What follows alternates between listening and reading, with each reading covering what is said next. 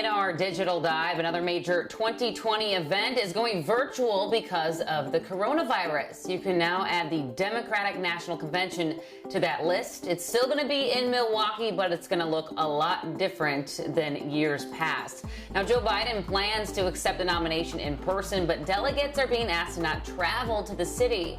Instead, voting and official business will happen online, while satellite events from around the country will also be part of the convention's broadcast.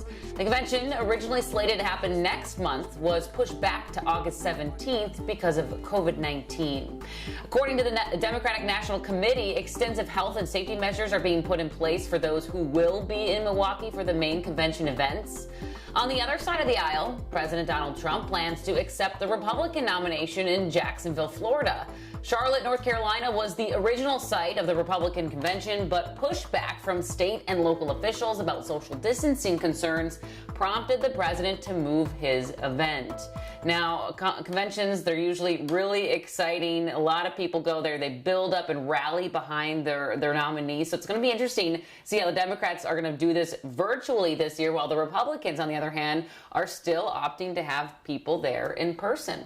Yeah, I'm sure there'll be a huge online component for that virtual thing that the Democrats are doing. I think a lot of people are going to get involved in that. Thanks, Alicia.